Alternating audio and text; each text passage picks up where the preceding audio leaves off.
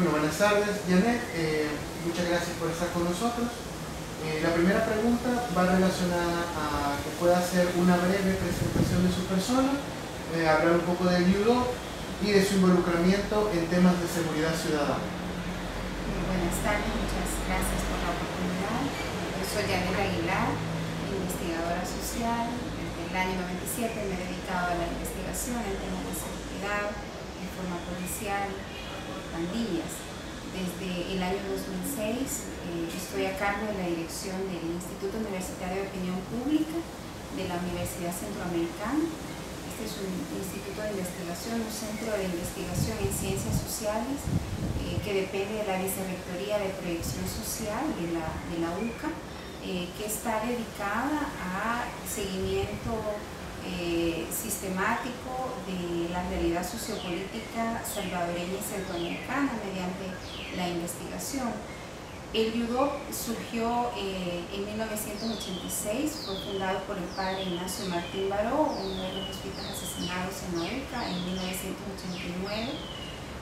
Y si bien es cierto, surge como un instituto de investigación en opinión pública, desde mediados de los 90 hemos estado dedicados al análisis del tema de la violencia de la posguerra. Es así como se abrió una línea de investigación en el tema, desde el cual se han abordado diferentes dimensiones de la seguridad. En términos generales, toda la producción del judo, desde aquellos años hasta la época, podríamos agruparla en tres grandes enfoques de análisis de la seguridad. Por un lado, encuestas de victimización y percepción de seguridad, de igual manera encuestas que miden la opinión pública sobre temas de violencia, justicia y de derechos humanos. Hay un segundo grupo de estudios orientados al análisis de la violencia desde la perspectiva de los actores de la violencia, como el caso de los estudios sobre maras y pandillas en Centroamérica,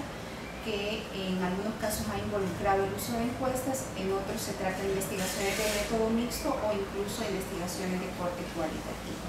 Y finalmente un tercer grupo de estudios en los que el judo ha estado involucrado en materia de seguridad han sido justamente investigaciones que examinan, que analizan el impacto de las políticas de seguridad y de justicia. Perfecto, Janet. Hablemos un poco ahora de la seguridad ciudadana, acerca de este concepto. Bueno, el concepto de seguridad ciudadana y las nociones de seguridad han sido ampliamente debatidas, sobre todo en Latinoamérica, desde finales de los 80, inicios de los 90. Se han elaborado digamos, diversos estudios sobre el tema, sin embargo, no todos coinciden en una definición conceptual, una definición teórica. Sin embargo, en términos generales podríamos decir que el concepto de seguridad ciudadana hace alusión a 5 grandes características. Por un lado, hace alusión a la capacidad que deben de tener los estados para garantizar la vida, la integridad, la seguridad de las personas, de los grupos y también obviamente de sus bienes. Está referido a un conjunto de condiciones que deben de garantizar los estados para favorecer la convivencia pacífica, es decir, hace alusión a una responsabilidad ineludible del Estado de liderar y de garantizar este bien fundamental como es la seguridad. Una segunda característica, digamos, de este concepto hace alusión justamente a que es una actividad o a acciones, intervenciones integradoras entre el Estado y los ciudadanos. Esto en contraposición al enfoque, por ejemplo, de seguridad pública, que atribuye únicamente la responsabilidad al Estado o a los agentes vinculados al tema del orden social. En este caso se le da una importancia preponderante a la actuación, a la participación de los ciudadanos. Es decir, hablamos entonces del concepto de corresponsabilidad, pero también de coproducción de seguridad, es decir, el involucramiento entre el Estado, los actores sociales, los ciudadanos, en conseguir esas ansiadas condiciones de convivencia ciudadana.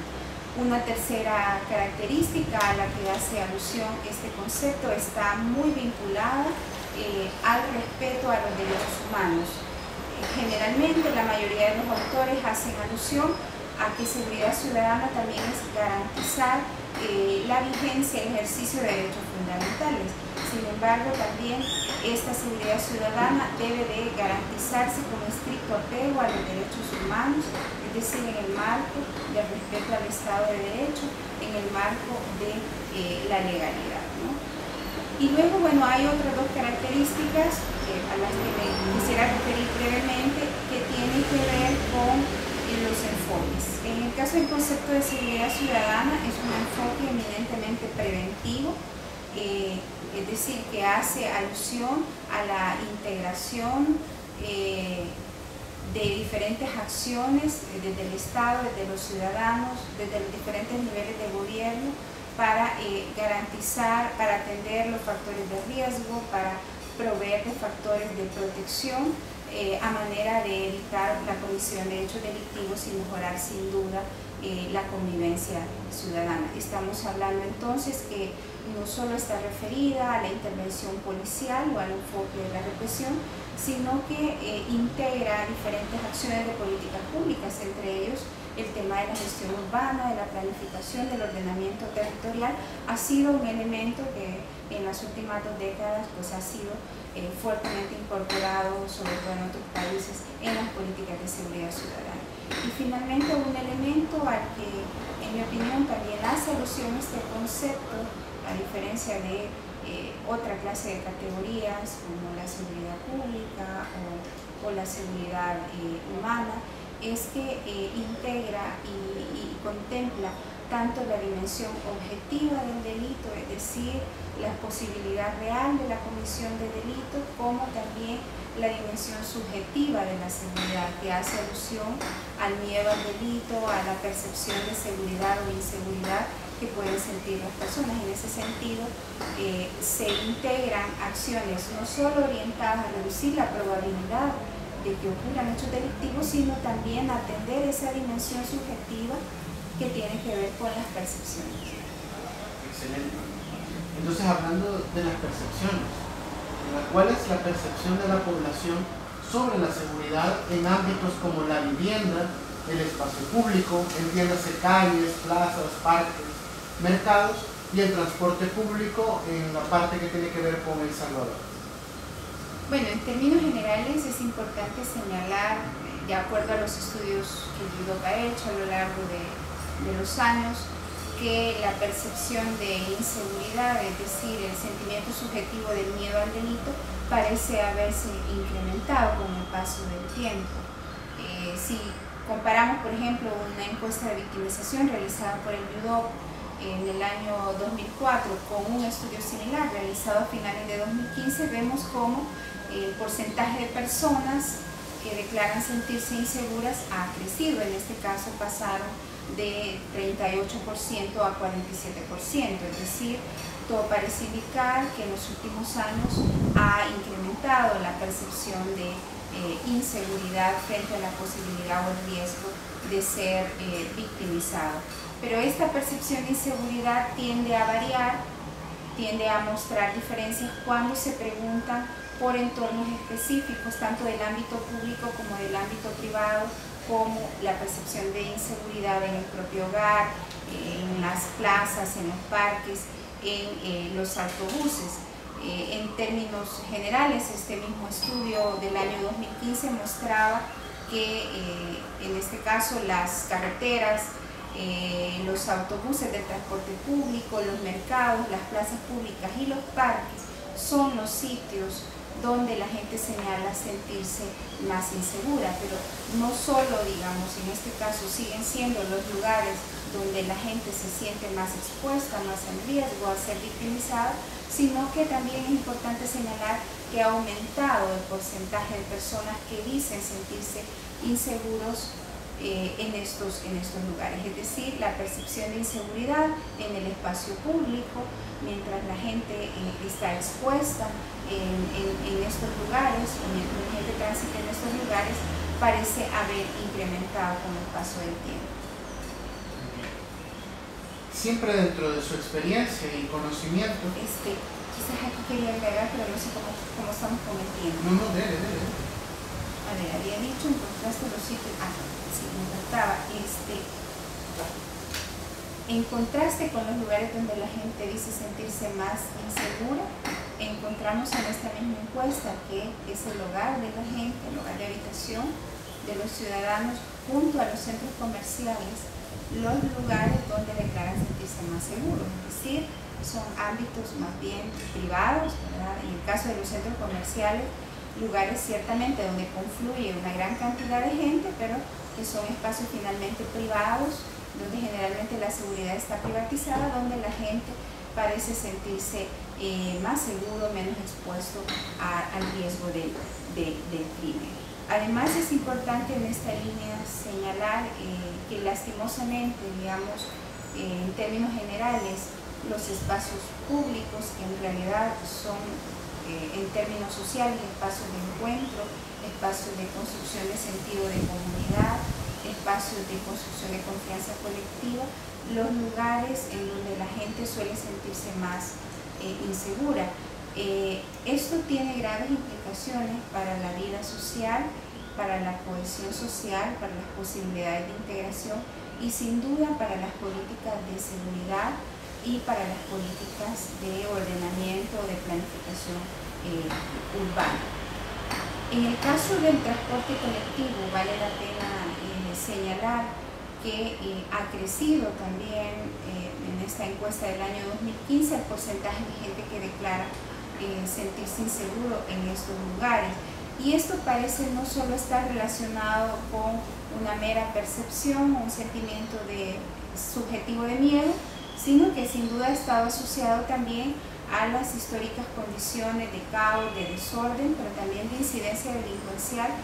que han caracterizado o que ha caracterizado el transporte público en el país. En el caso, por ejemplo, de este último estudio, 3 de cada 4 salvadoreños consultados, en este caso usuarios frecuentes del transporte público, declararon sentirse en riesgo, sentirse inseguros de ser víctima de un delito mientras utilizaban una unidad de transporte pública. Además, el 9% de los consultados, nuevamente dentro de este grupo de usuarios, declararon haber sido objeto de un atraco, de un hecho delincuencial en el transcurso del año anterior a la encuesta. Es decir, hay, digamos, una tasa de victimización importante, nada despreciable, que tiene lugar en espacios como esos, ¿no? Que son utilizados ampliamente por la gente. Pero además, en este mismo estudio, el 25% de los usuarios había atestiguado, había estado expuesto a un delito cometido contra otro usuario, es decir, había presenciado mientras se transportaba en un bus otro hecho de violencia. Vale la pena destacar que en el caso de los delitos que la gente declaró con mayor frecuencia figuran robos a mano armada y los hurtos. Esto da una idea no solo de el importante riesgo a la que se expone en este caso los ciudadanos que utilizan el sistema de transporte público, sino también el nivel de letalidad de los eventos delincuenciales que pueden tener lugar en un espacio como este, un espacio reducido, una unidad de transporte público, generalmente pues es un espacio pequeño donde coincide un gran conglomerado de gente y obviamente la presencia, la mediación de armas de fuego en este tipo de delitos puede derivar en eventos trágicos como los que ya hemos tenido a veces en el país. Perfecto. Otra pregunta va relacionada dentro de su experiencia a cómo afectan las condiciones de habitabilidad, que es vivienda, disponibilidad de servicios básicos, espacios de ocio y recreación, equipamientos de salud y educación, a la seguridad ciudadana en los países centroamericanos, en el contexto centroamericano. Bueno, en términos generales, la evidencia empírica, tanto en algunos países centroamericanos como en países del sur de América, muestra que las condiciones físicas, las condiciones vitales de los entornos, como el diseño urbanístico, las características de la vivienda, el acceso a servicios públicos, la existencia de espacios públicos como plazas, parques, casas comunales, de alguna manera son variables que inciden tanto en la dimensión objetiva de la seguridad, es decir, en la probabilidad de emergencia de hechos de violencia o de hechos delictivos, como también en esa dimensión subjetiva de la inseguridad, es decir, el miedo al delito, la sensación de sentirse inseguro. La experiencia en otros países y algunas buenas prácticas han mostrado que justamente intervenciones de los entornos físicos que van orientadas a la recuperación de espacios públicos, a la recuperación de plazas, al desarrollo, por ejemplo, de proyectos urbanísticos con determinadas características, han reducido la incidencia delincuencial, ¿no? Esto tanto en términos de reducir la probabilidad de comisión de delitos. Determinados diseños urbanísticos pueden reducir, por ejemplo, el riesgo de oportunidad que podrían tener los delincuentes, los agresores, para cometer determinados hechos. Hay experiencias en donde el solo hecho de haber mejorado la iluminación o mejorado el mantenimiento de espacios como parques, de pequeños bosquecitos, de pequeñas zonas verdes que anteriormente habían estado, digamos, llenas de maleza o bastante abandonadas o descuidados, han reducido la incidencia delincuencial. De igual manera, pues también la habilitación de estos espacios públicos, de las plazas, de las casas comunales, favorece la integración comunitaria, favorece la organización de los ciudadanos, favorece la confianza interpersonal que tradicionalmente, pues desde la teoría y desde la experiencia y fundamentado por algunos estudios, incluso algunos estudios realizados por el BIDOC, han mostrado también que pueden llegar a prevenir la violencia. Aquellas comunidades donde hay más organización, donde los vecinos se comunican más, donde hay más confianza, más cercanía, más familiaridad, son lugares donde la prevalencia del delito podría reducirse en virtud de un mayor capital social, de un tejido social, pues digamos más fuerte, ¿no? Un estudio de victimización realizado por el BIDOC en el año 2004 mostraba que los ciudadanos que se declaraban sentirse más inseguros eran justamente los que residían en los estratos marginales. Esto sin duda tiene que ver con la condición de precariedad de las viviendas, con la precariedad de los servicios básicos, con las condiciones de mayor vulnerabilidad, pero también los ciudadanos del área metropolitana de San Salvador solían sentirse más inseguros que el resto de habitantes del país, y esto estaba asociado en buena medida justamente a que se trata no solo de áreas digamos urbanas, sino metropolitanas, donde hay una aglomeración urbanística, donde hay mayor precariedad de servicios básicos, pero también donde a veces la gente suele tener, digamos, menos familiaridad entre sí. De manera que las características de los entornos son factores que sin duda están asociados de manera importante a el sentimiento de seguridad o inseguridad ciudadana. De igual manera, hay diversos estudios en la línea sobre todo de los factores de riesgo que señalan el hacinamiento residencial, la aglomeración urbana, como un factor facilitador para la emergencia de conductas de violencia, tanto en el ámbito privado como en el ámbito público, ¿no? Ignacio Martín Baró, nuestro fundador, ya en los años 80, señalaba la importancia que el hacinamiento residencial, que la estrechez de espacios vitales cobraba en la generación de conductas de intolerancia, en la generación de conductas de agresividad o de violencia. De igual manera, por ejemplo, toda la línea de investigación en el tema de pandillas que se ha realizado en el BIDOC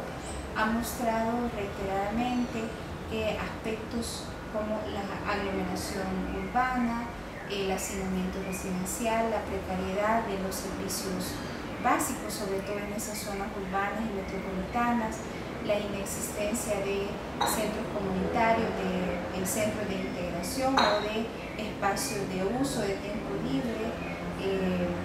de alguna manera de uso de tiempo positivo, principalmente para la niñez y de la juventud, son factores que están asociados a la emergencia de la proliferación de pandillas, sobre todo en las áreas urbanas y metropolitanas, de manera que la atención de estos aspectos de habitabilidad, aspectos que tienen que ver con la provisión de determinados servicios, son variables nada despreciables a la hora de diseñar programas más integrales de seguridad ciudadana. Perfecto. Hablemos entonces de algunos ejemplos en cuanto a experiencias específicas en El Salvador o América Central en las que intervenciones sobre las condiciones de habitabilidad hayan contribuido a mejorar la seguridad ciudadana. Bueno, en el caso de Centroamérica, yo no conozco ninguna experiencia que haya sido ampliamente sistematizada. No así, digamos, en algunas ciudades, principalmente de Sudamérica, como Cali, como Bogotá, como Quito, incluso, donde han habido intervenciones de gestión urbana en el marco de proyectos integradores de seguridad ciudadana. En el caso salvadoreño conocemos de algunas experiencias de mejoramiento de los entornos físicos, de habilitación, de recuperación de espacios públicos, como las que se han llevado a cabo, por ejemplo, en Santa Tecla, para citar algún caso, o algunas pequeñas ciudades como Ataco, o ciudades más turísticas en la Ruta de las Flores, que sabemos que tienen bajos índices de incidencia delincuencial. No obstante, pese a que, digamos, podrían ser experiencias exitosas de recuperación de barrios,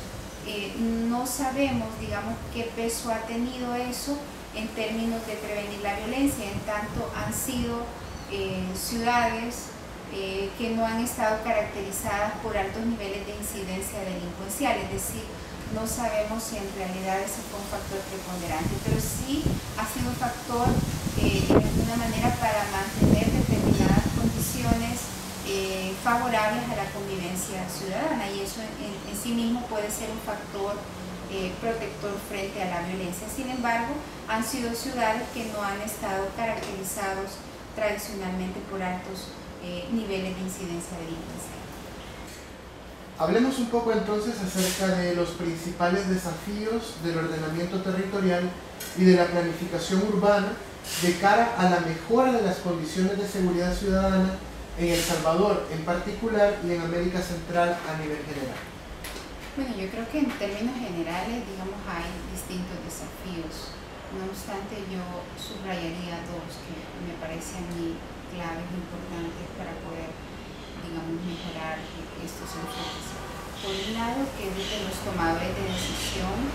el tema del ordenamiento, de la planificación urbanística, se vea desde un enfoque multidimensional, es decir, en donde se integren también la perspectiva de las políticas de seguridad y convivencia, las políticas de reactivación económica, las políticas fiscales, porque obviamente se requiere también del uso de importantes recursos, de igual manera políticas de gestión cultural, es decir, la posibilidad que se integren diferentes enfoques. Hasta ahora estas políticas han estado divorciadas entre sí. En muchos casos, a lo sumo, hay interacción de los actores, sobre todo gubernamentales, en el plano local, en algunas iniciativas de carácter más municipal, no así en el plano de las grandes políticas estratégicas. Es importante que desde el Estado se visualice la importancia de incorporar todos estos enfoques, incluso bajo la sombría de el desarrollo humano, de políticas de desarrollo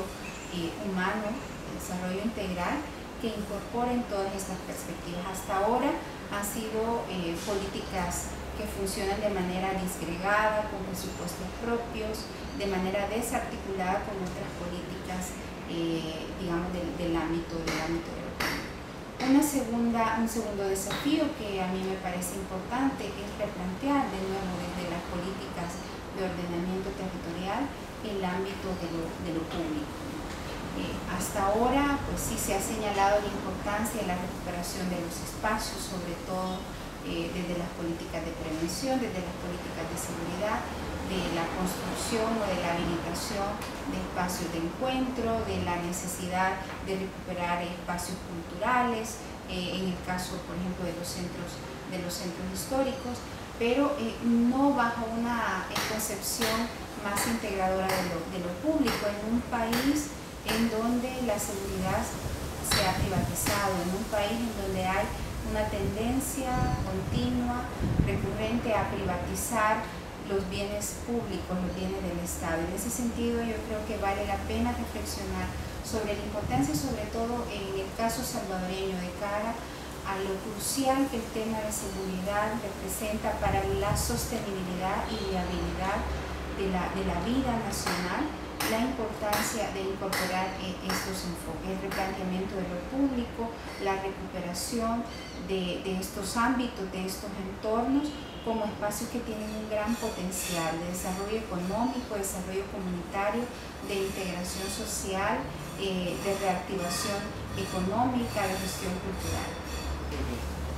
Bien, para terminar, ¿habrá alguna idea final, una reflexión que podríamos hacer para terminar esta entrevista? Pues yo quisiera quizás subrayar la necesidad, a pesar de que se ha insistido sobre todo en los últimos años, de la importancia de políticas integrales e integradoras, la relevancia del enfoque de ordenamiento territorial, la relevancia de las políticas de diseño urbanístico en la prevención de la violencia social, de la violencia criminal, pero también en la generación de, digamos, tejido social, de capital social. Hasta ahora, digamos, se ha pensado únicamente en responder a demandas producidas en buena medida por el crecimiento poblacional, pero no se ha pensado en lo estratégico de replantear esta política de cara justamente a la necesidad de atender determinados factores de riesgo que están asociados justamente a la manera en que se han pensado las ciudades, al desorden, a la falta de planificación, a la precariedad en el que, digamos, tiene lugar sobre todo la vida en las ciudades. De manera que,